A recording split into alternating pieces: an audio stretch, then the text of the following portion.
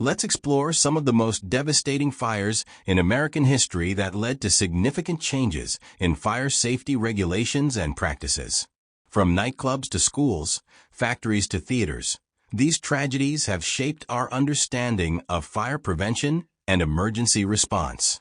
On the evening of December 30th, 1903, a fire broke out in the Iroquois Theater in Chicago, Illinois, during a packed performance of the popular musical Mr. Bluebeard.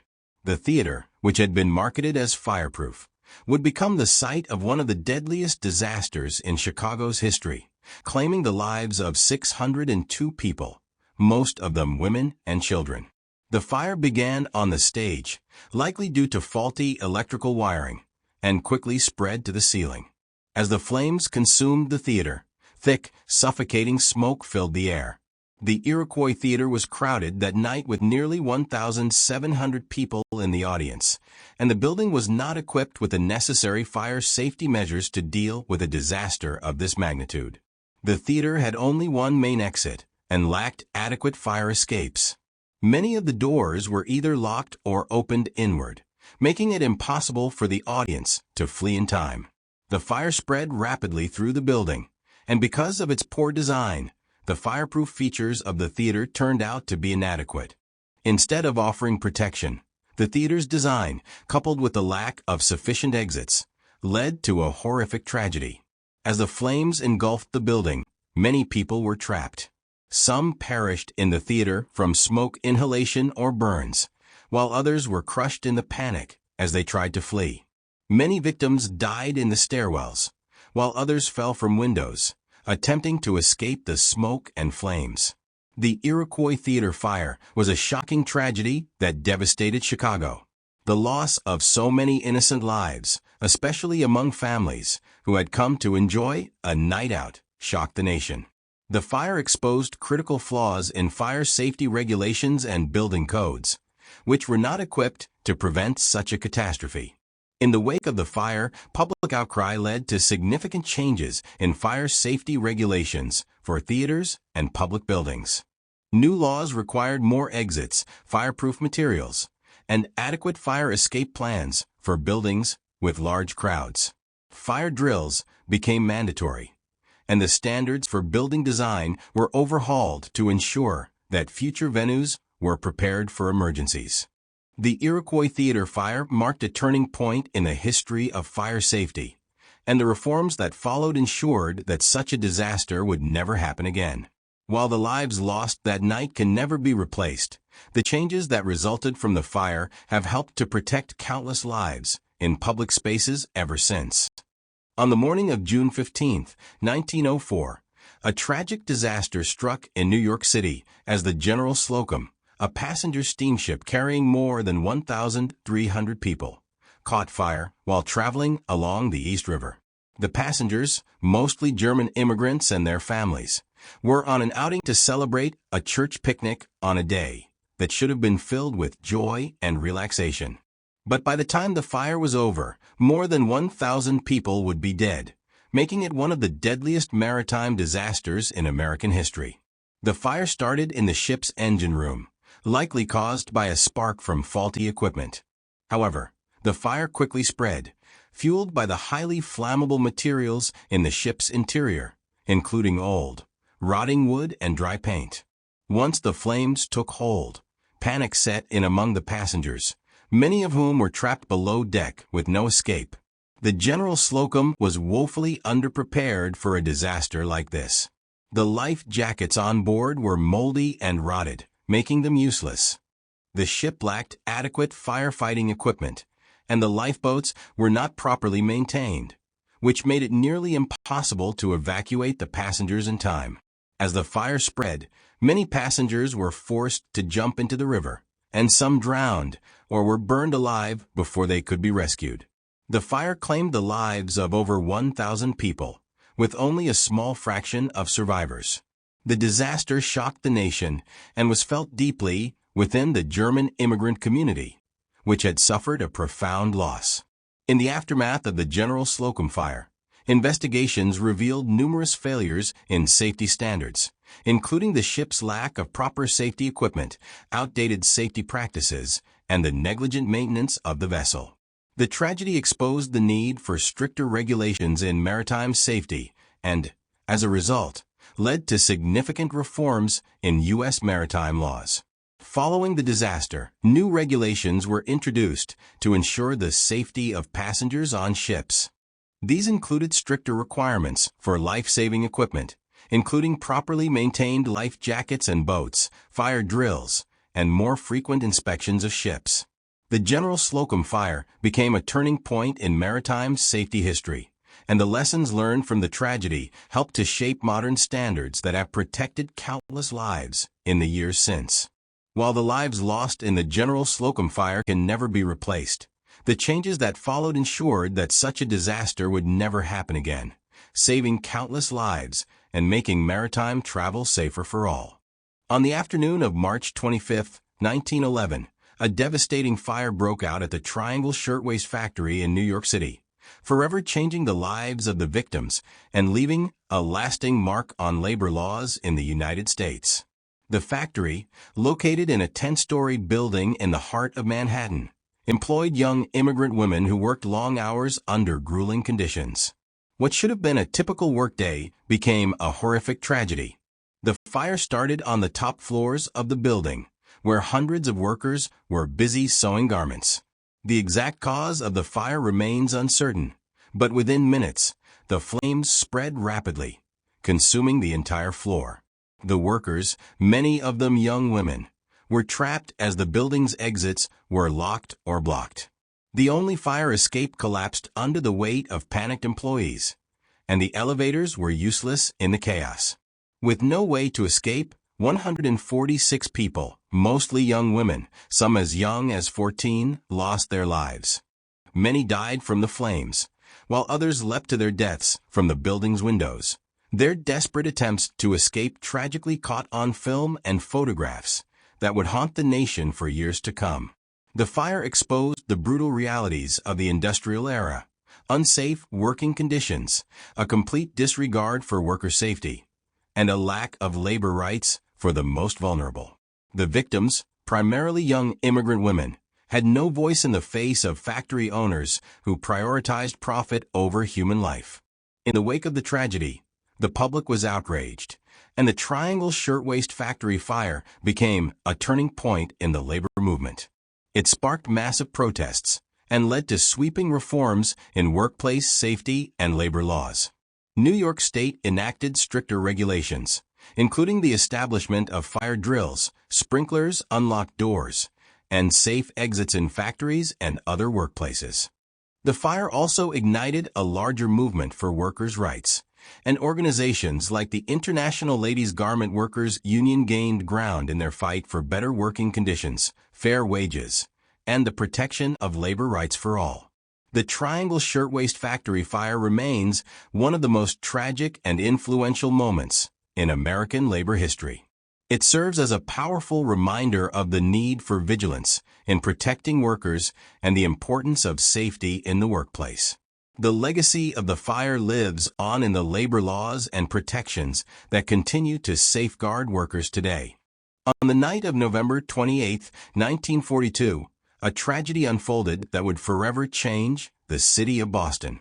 The Coconut Grove nightclub, one of the most popular night spots in the city, was packed with more than 1,000 patrons enjoying a lively evening of music, dancing, and celebration. But as the clock ticked toward midnight, the atmosphere would quickly shift from festive to horrific.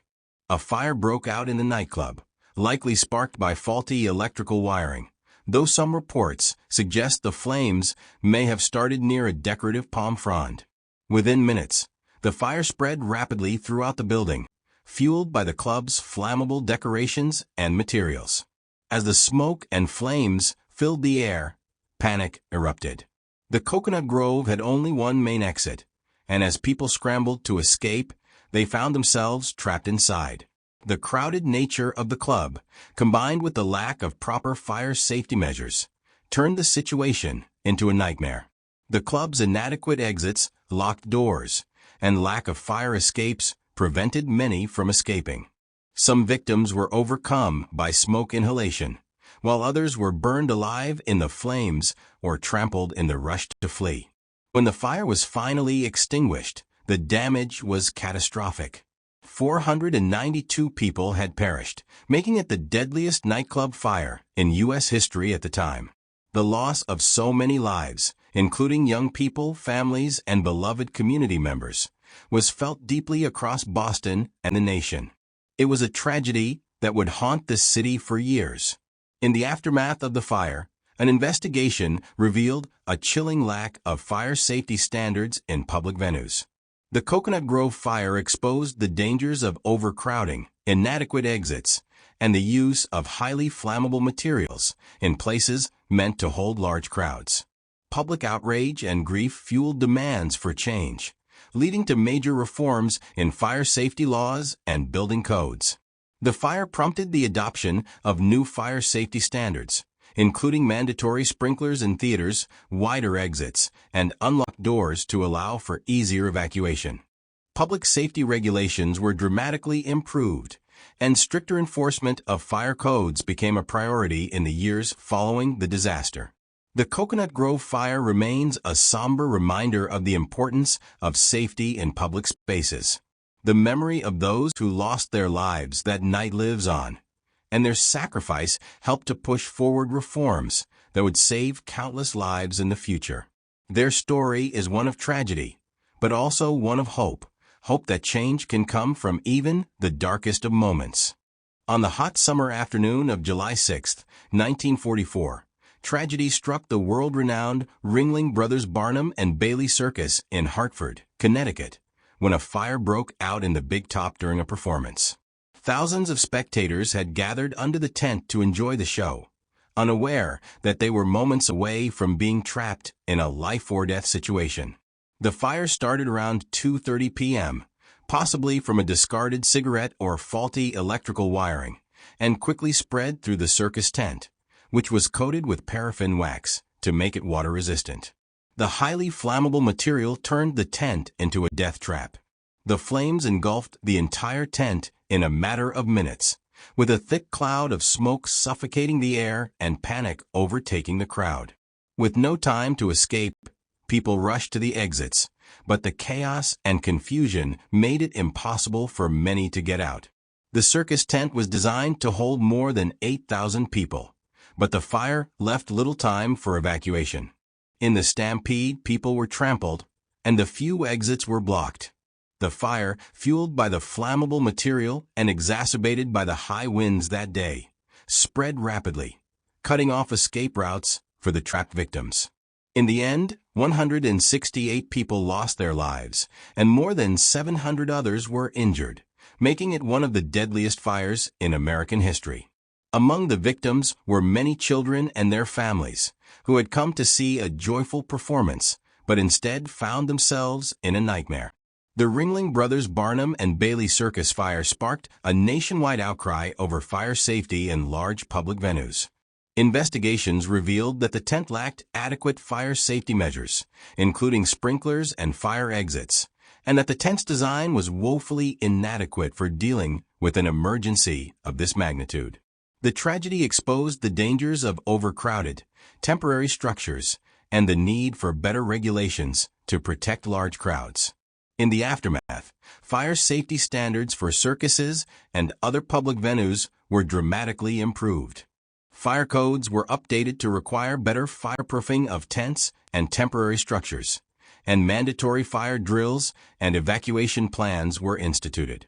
The circus industry, along with other public gathering venues, adopted stricter safety measures to ensure that such a catastrophe would never happen again. The Ringling Brothers Barnum and Bailey Circus fire remains a haunting reminder of the importance of fire safety in any public space. It's a tragedy that cost many innocent lives, but it also led to the creation of stronger safety regulations that have undoubtedly saved countless lives in the years since. On the afternoon of December 1st, 1958, a horrific fire broke out at the Our Lady of the Angels School in Chicago, Illinois, claiming the lives of 92 children and 3 nuns, making it one of the deadliest school fires in U.S. history.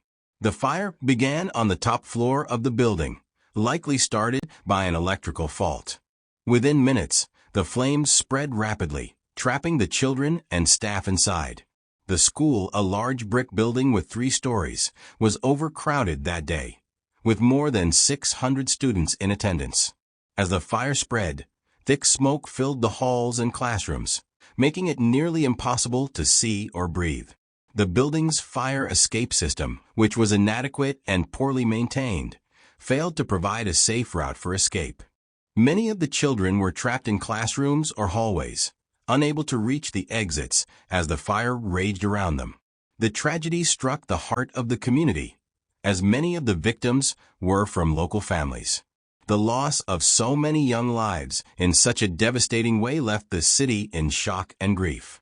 The fire not only exposed severe lapses in safety standards, but also raised questions about the preparedness of schools and public buildings for fires. Investigations revealed that the school was not equipped with sprinklers, the fire alarm system was inadequate, and many of the doors were locked or blocked. The fire escape routes were too narrow and not accessible in time to help the children escape. The lack of modern fire safety equipment and the overcrowding in classrooms made it difficult for anyone to survive. In the aftermath of the fire, there was widespread public outcry for changes in school safety standards. The tragedy led to significant reforms in fire safety codes, particularly in schools. Stricter fire drill procedures, the installation of sprinklers, wider exits, and clearer evacuation plans became mandatory in schools across the country. The incident also sparked a movement for better fire safety education and awareness for both children and adults. The memory of the Our Lady of the Angels School fire lives on as a painful reminder of the importance of fire prevention, preparedness, and the need to protect our most vulnerable. The tragedy not only led to vital improvements in school safety, but also left a lasting impact on fire safety regulations nationwide, ensuring that the lives lost that day would lead to lasting change and the protection of future generations. In the early morning hours of November 21, 1980, one of the most devastating fires in Las Vegas history occurred at the MGM Grand Hotel. The hotel, a massive luxury resort on the famous Las Vegas Strip, was bustling with guests, visitors, and employees when a fire broke out in the hotel's restaurant. The blaze, caused by an electrical fault in a wiring panel, would quickly spiral out of control, spreading through the hotel's casino, kitchens, and ventilation system. With over 5,000 people inside the hotel at the time, the fire turned into a desperate fight for survival. The smoke from the fire filled the air, and the heat became unbearable. Guests and staff were trapped in the hotel's hallways and rooms, and the thick, toxic smoke spread rapidly through the hotel's ventilation system, making it even harder to escape. As the fire spread, many people were forced to seek refuge in their rooms, waiting for rescue. Despite the hotel's size and grandeur, the fire alarm system was inadequate, and the building's smoke control system failed to effectively clear the air. 85 people died that night, most from smoke inhalation. Another 700 were injured, many of them severely. The tragedy of the MGM Grand Hotel fire sent shockwaves through the city, which had always prided itself on providing a safe, glamorous environment for tourists. In the aftermath of the fire, investigations revealed severe lapses in the hotel's safety protocols. No sprinklers were installed in key areas like the hotel's casino and hallways, and the fire escape routes were insufficient to handle such a large crowd. Many of the building's fireproofing materials failed, and the ventilation system only exacerbated the spread of smoke, turning what could have been a contained fire into a deadly disaster. The MGM Grand Hotel fire sparked a nationwide reassessment of fire safety in high-rise buildings and hotels. It led to changes in building codes, including the mandatory installation of sprinklers in all hotel rooms, hallways, and common areas. Fire safety regulations were strengthened, and stricter enforcement measures were put in place to ensure that future high-rise buildings and hotels would meet updated fire safety standards. The MGM Grand Fire was a wake-up call for the entire hotel and resort industry. Its legacy is seen in the increased focus on safety measures that protect hotel guests and workers from the dangers of fire. Today, the lessons learned from that tragedy have helped prevent similar disasters, ensuring that the safety of lives is always the top priority. In the early morning hours of March 25, 1990, a devastating fire erupted at the Happy Land Social Club in the Bronx, New York, forever changing the lives of the victims and their families. The club, a small and overcrowded gathering spot for local immigrants, was not equipped with the proper safety measures, and what should have been a night of celebration turned into one of the deadliest arson attacks in U.S. history. The fire was set by Julio Gonzalez, who, in a fit of rage after being thrown out of the club earlier in the night, returned with gasoline. He poured the fuel in the staircase, then ignited it, trapping 87 people inside. The flames spread rapidly, fueled by the flammable materials in the club, and the thick smoke quickly overwhelmed the building. As the fire raged through the club, panic set in. There were no sprinklers, and the only exit was a narrow staircase that quickly became blocked by smoke and flames. The victims, many of them young immigrants, were left with no way to escape as the fire consumed everything in its path.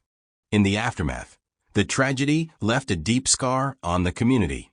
The loss of 87 lives, many of them from Honduras and other Latin American countries, was felt deeply by both the Bronx and the broader immigrant community. The fire exposed severe flaws in building codes and fire safety regulations, especially concerning overcrowded and unlicensed venues. The Happy Land Social Club fire led to a renewed focus on fire safety enforcement in New York City and nationwide. It prompted lawmakers to tighten regulations, enforce building codes, and crack down on illegal, overcrowded venues. The tragedy served as a painful reminder of the importance of fire prevention and the need to protect vulnerable communities.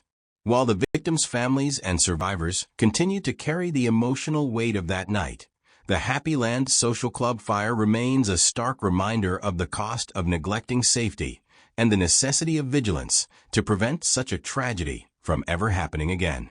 The evening of February 20th, 2003 started like any other at the Station nightclub in West Warwick, Rhode Island. The club was packed with eager concertgoers, ready to see the popular rock band Great White perform. However, within minutes, the night would turn into an unimaginable tragedy. As the band began their performance, pyrotechnics ignited the club's highly flammable soundproofing foam, starting a fire that would spread rapidly across the venue. Within seconds, thick black smoke filled the air, and the flames quickly consumed the walls and ceiling. The fire spread so fast that many patrons had little chance to escape. The nightclub, which was designed to hold about 400 people, had an estimated 462 people inside that night. The building's inadequate fire safety features, such as limited exits, no sprinklers, and blocked emergency doors, left the crowd trapped. The heat and smoke made it impossible for people to see or breathe, and many found themselves unable to escape as they became trapped in the chaos. Panic set in as concertgoers rushed toward the exits, but the club's narrow, overcrowded hallways made it difficult to evacuate. 100 people lost their lives that night, and more than 200 others were injured, many suffering from smoke inhalation and burns. The tragedy was heartbreaking, leaving a community forever scarred. The Station nightclub fire brought to light the devastating consequences of poor fire safety standards in public venues. The use of flammable materials, overcrowding, and inadequate exits were key factors that contributed to the loss of life. In the aftermath, the families of the victims, survivors, and the public demanded justice and reform. The disaster led to significant changes in fire safety regulations across the United States. New laws were enacted, requiring stricter enforcement of building codes, the installation of sprinklers in all public venues, and more rigorous inspection processes to ensure the safety of large crowds. Crowd management and emergency evacuation plans were also given greater attention. The station nightclub fire serves as a tragic reminder of the importance of fire safety in public spaces. It is a somber tribute to the lives lost and those forever affected by the disaster, but it also stands as a testament to the power of reform.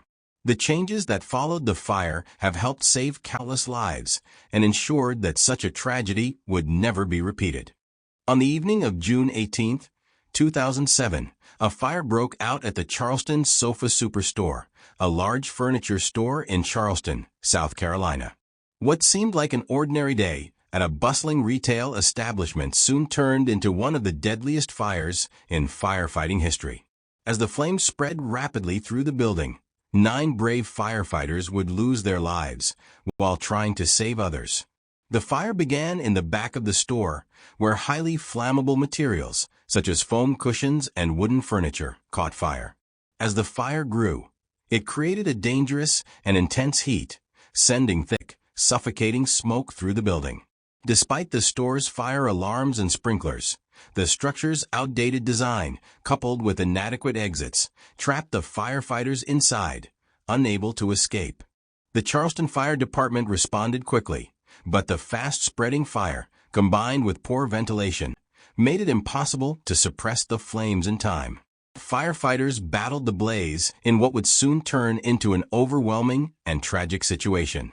The firefighters, using all their training and expertise, made the ultimate sacrifice to protect the lives of others. The aftermath was a nation in shock. 9 firefighters were killed, and their loss sent shockwaves through the fire service, leaving families and the community heartbroken.